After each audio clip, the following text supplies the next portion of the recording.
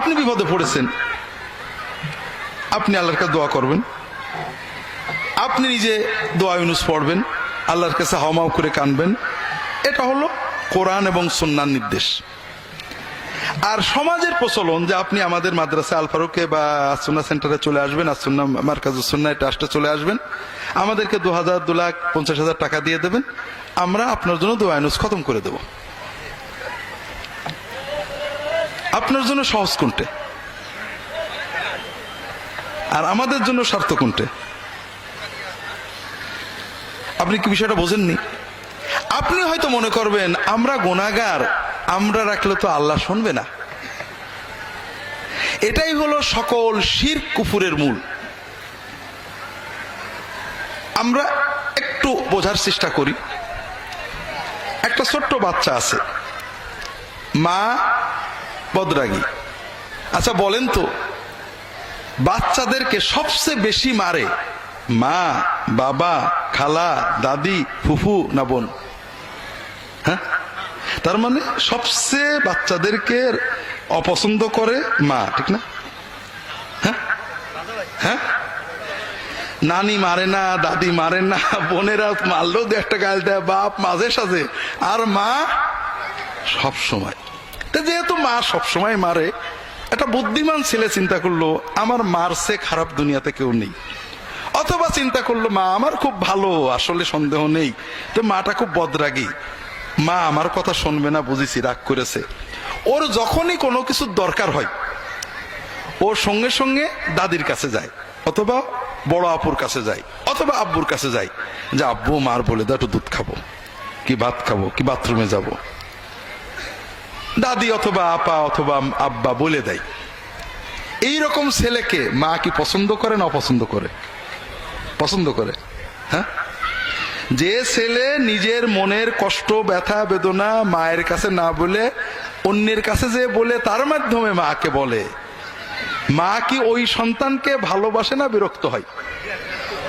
যদি কোনো সন্দেহ থাকে বাড়ি যেয়ে মায়ের কাছে বা বউয়ের কাছে জিজ্ঞেস করে দেখেন। মায়ের মাতৃত্বের দাবি হলো যে সন্তান তার কথা সবচেয়ে আগে কাকে বলবে? মাকে বলবে। যে সন্তান মাকে না বলে আগে অন্য কাউকে বলে, সে মায়ের মাতৃত্বকে অপমান করে। বুঝতে পারেননি? আমাদের রব রব্বুল আলামিন, আল্লাহর রুবুবিয়তের দাবি হলো যে আমার সকল কথা প্রথমে কাকে বলবো? কোন বান্দা যদি বিপদে আপদে তার কথা আল্লাহকে না বলে অন্যের কাছে বলে, আল্লাহর রুবুবিয়তকে অপমান করে। কথা বোঝেন? যদি কেউ মনে করে মা বদরাগী, মা আমার কথা শুনবে না, আরেকজনকে দিয়ে বলায়, রাত দিন কিছু হলেই খালি বাপের দিয়ে দাদির দিয়ে বলায়, ওই ছেলেকে মা দেখতে পারে না, বিরক্ত হয়, কারণ ও মাকে পরিবারের সামনে অপমান করেছে। ঠিক না ভাই? যে ছেলে, যে বান্দা বিপদে আপদে কষ্টে আল্লাহর কাছে না চেয়ে অন্যর দিয়ে আল্লাহর কাছে চাওয়াই, ওই বান্দাকেও আল্লাহ দেখতে পারে না, সে আল্লাহ রুবুবিয়তকে অপমান করেছে। আল্লাহ কাফেরের দোয়া শুনে আল্লাহ কোরআনে বলছে, কুল মা ইয়া'বাউ বিকুম রাব্বি লাউলা দুআউকুম। তোমরা আল্লাহর কাছে দোয়া করো, এই জন্য তোমাদের আল্লাহ ধ্বংস করেনি, নাই ধ্বংস করে দিত। কাফেরদের, আবু জেহেলকে বলছে, আর আল্লাহ আমার দোয়া শুনবে না। দ্বিতীয় কথা হলো,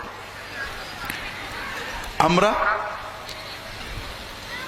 আল্লাহ তাআলার কাছে দোয়া করব, আল্লাহ ব্যবস্থা দিলেন সরাসরি দোয়া করব, চাইবো। আমরা নিয়ম করলাম হুজুরদের মাধ্যমে চাইবো।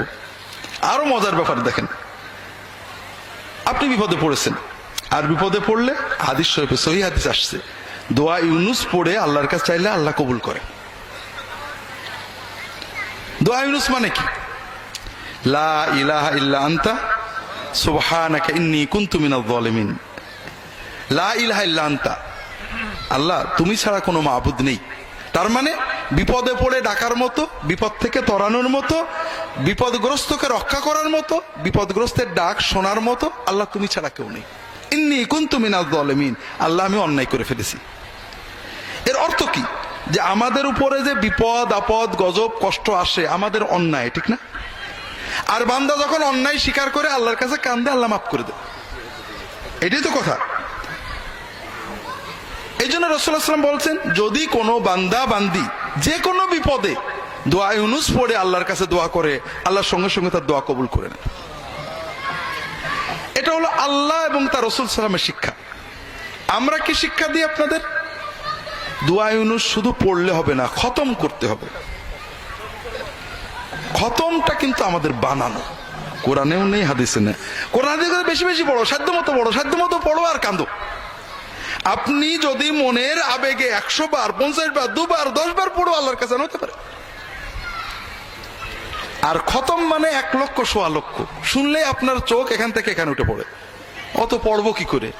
সিস্টেমটা আমরা বানাইছি কি জন্য? যেন আপনি আগেই বোঝেন যে একা সম্ভব না। গুড।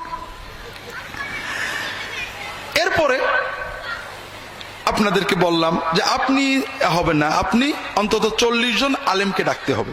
অনেক এলাকায় আছে, জানি না আমাদের ঝিনাইদহে আছে কিনা। আমরা ছোটবেলায় খতমে গেছি, গুণাগুন্তির বিষয় জানি না।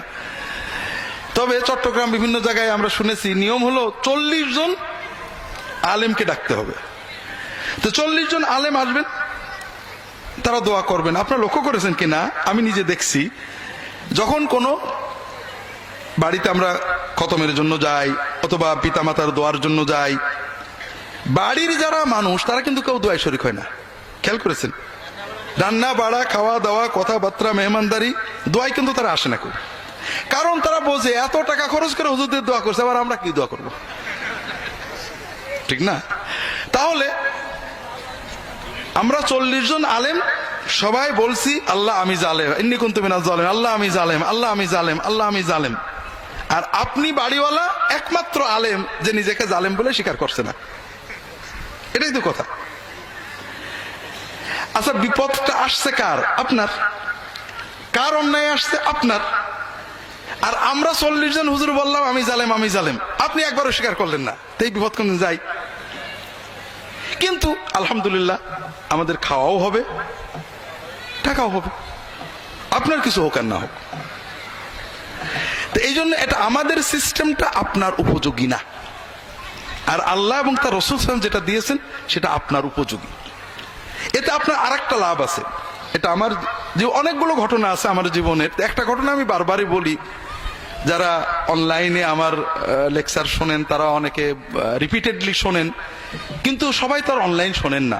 এজন্য বলি আপনাদের অনুভবের জন্য,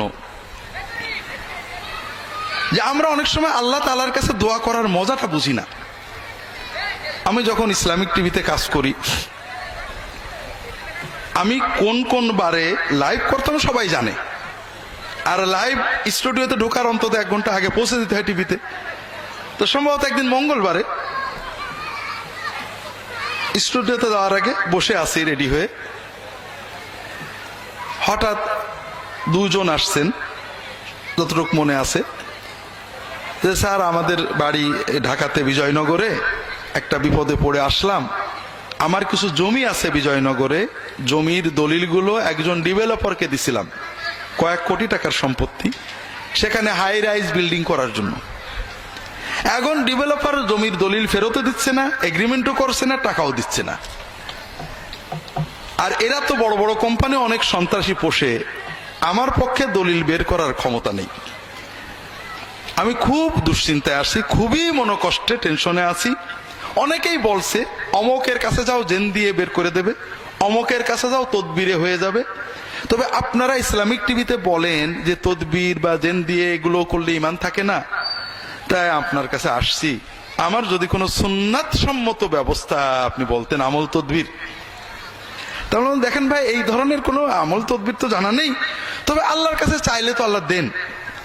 মানুষের বিপদ থেকে রক্ষা পাওয়ার জন্য, মানুষের জুলুম থেকে বাঁচার জন্য রাসূলুল্লাহ সাল্লাল্লাহু আলাইহি ওয়াসাল্লাম কিছু দোয়া শিখিয়েছেন, সুন্নত দোয়া।